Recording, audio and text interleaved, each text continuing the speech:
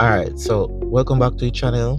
Today we're going to do some, I'd say like some maintenance type of work on the car.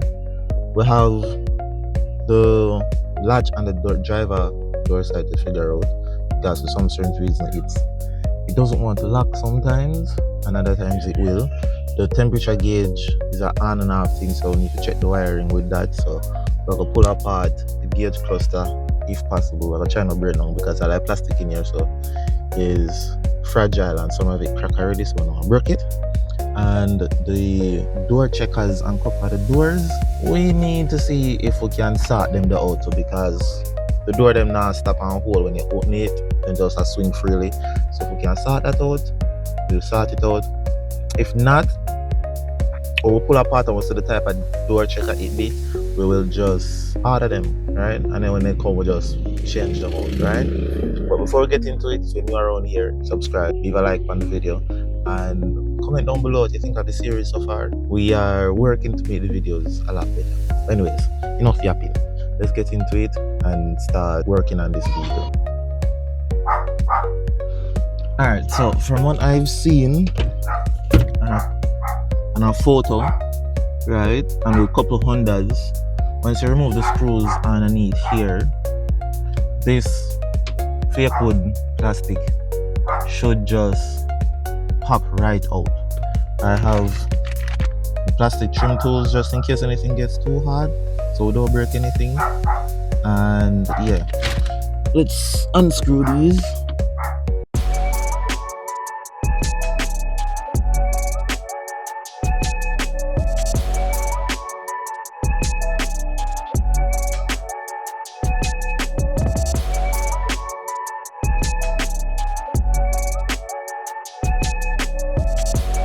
Bro, I just realized that this fake wood is actually glued down to plastic. I was going to change the color of it, but if it's just glued down, I could take it off and let in here be like a full black interior. Bruh. Anyways, let's get into it.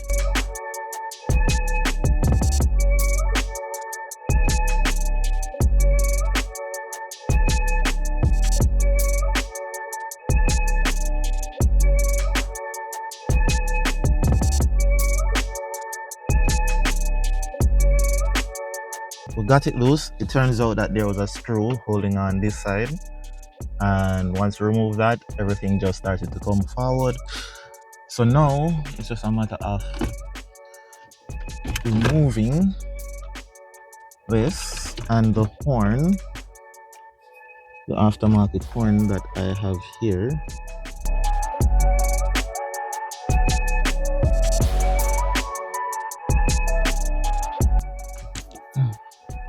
Let us continue. So it seems like two Phillips, and this comes out. Yeah, somebody definitely been in here before.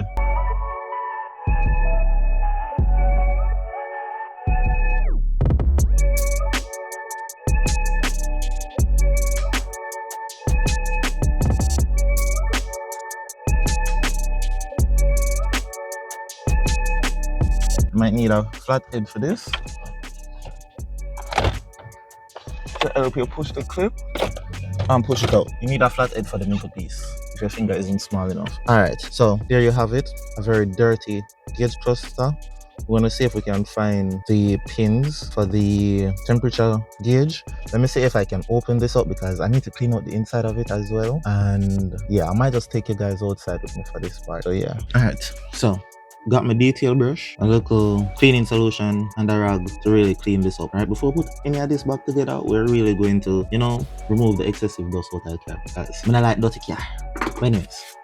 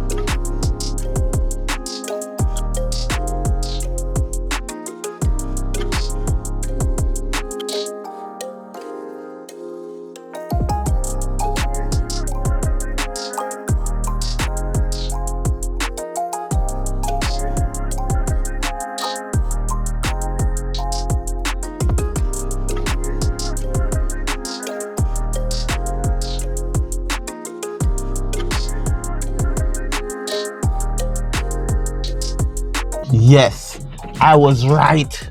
It is the motor that is binding.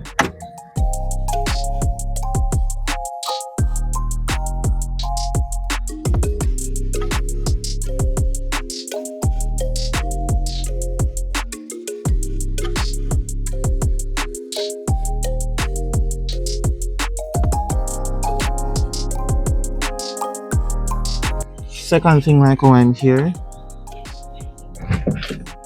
the door checker.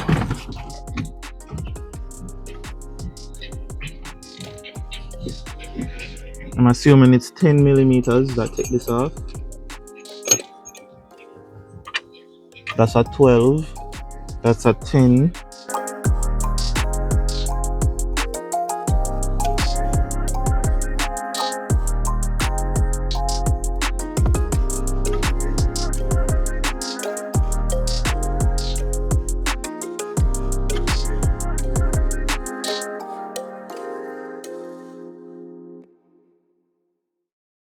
All right. So this is the door checker. Alright, so right here we basically opened up the door checker, right? And it has some plastic washers in there, and what I'm doing here is just using the sandpaper to close the gap between those two washers so that when they go over the metal, as you can see here, as it slides, it expands, and that expansion is what creates that friction that holds the door open when you actually open the door so that it doesn't swing. So the tighter you can make this gap, the better it is that your door will actually hold. So I'm just gonna keep sanding until it basically closes the gap all the way at the very end, right, to create that tight seal.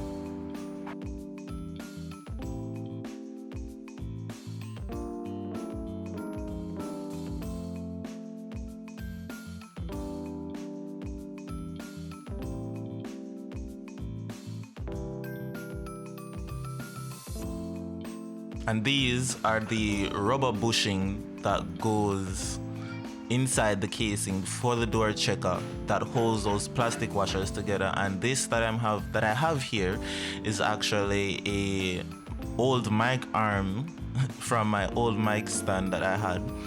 And what I did was just beat it flat enough to the point where it can go behind those rubber bushing, and I cut them basically the same width as rubber bushing.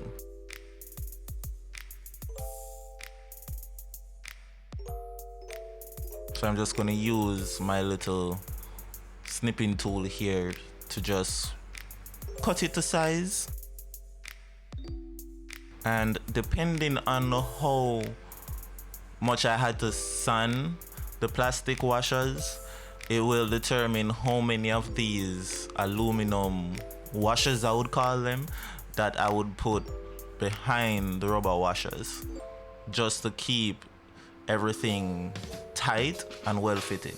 So right here now, we're just gonna put things back together and check how tight the hold is with the plastic washers.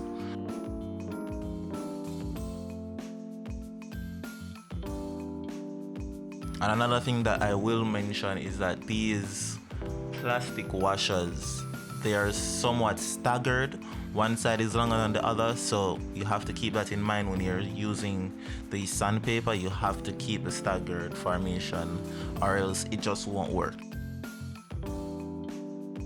So here I'm putting in all the components, putting one side, obviously it's going to be loose, until I go over to the other side and try to put it in. It's going to take some effort to put in the rubber washer along with the aluminum washer that I made, but once everything goes together, the grip will be so tight that it will definitely hold the door.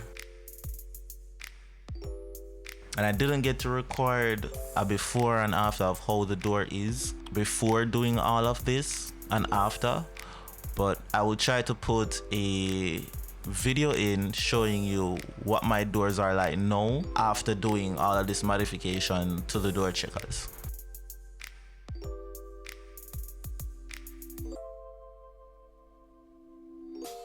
And if anyone is wondering, I could have, yes, replaced these, purchase new ones and replace it, but DIY, if you have spare parts lying around and you can pry the door checker open if it's not welded shut, I don't see what the big deal is in repairing it yourself. So everything went back together. I'm just ensuring that everything is seated properly in there.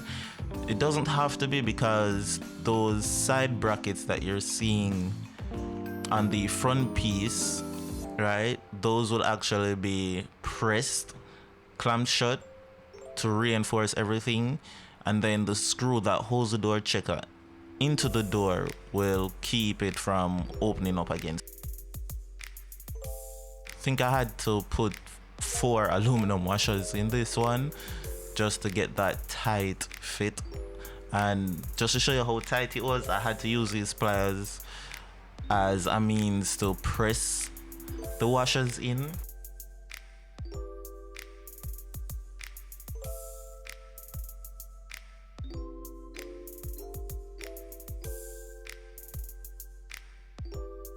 Alright, so I got everything seated properly inside the door checker. Now I'm just putting on the, what I would call a faceplate, back onto the front of it. I'm going to use my vice grip here to actually hold the front tightly together as I hit the side clips back into position just to hold the faceplate in. And I'll do that on both sides so that it doesn't come back apart after doing all of this. And like I said, the screws will hold the faceplate onto the backing plate once you put it in the door, but you can only open these a few times before you actually break off the side clips, and at that point it's best you just purchase new ones. And the good thing about this vehicle is that it shares parts with so many other Hondas around the same era, so it's pretty easy to find part.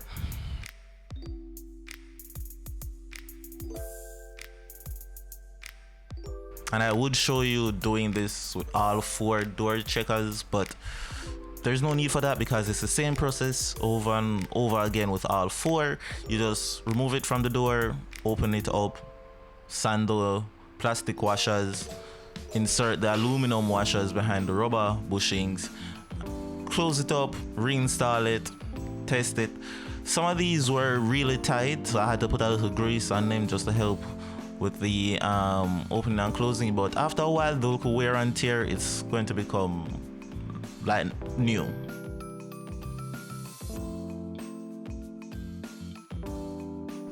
I think this was the last one that I did. So as you see, I'm just taking the hammer to the flathead to remove the side clips, take out the plastic washers, and rinse and repeat everything with the first one that we did.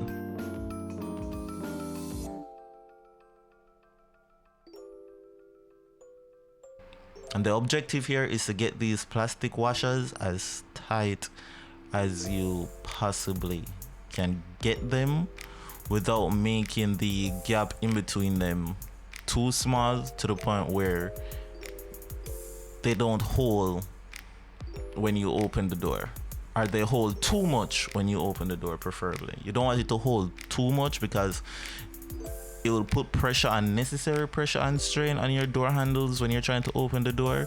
So you just want it to be as tight as possible so that the door doesn't swing, and even when you're on a slope it doesn't want to close itself, but it will hold. So just don't over sand them.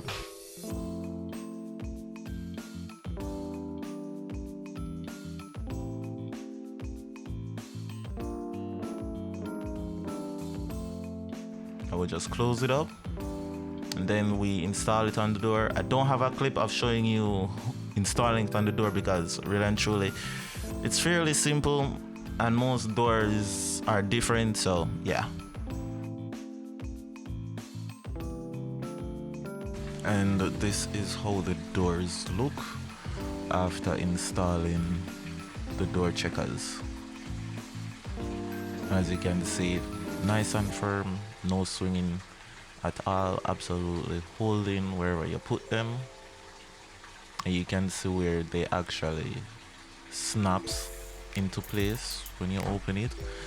This one right here was one of the worst ones, and now it's actually holding wherever you put it. There you go. You can see that it's really tight. And that's basically it. Once you do this with your door checkers, your doors will start to hold. And that's basically the end of the video.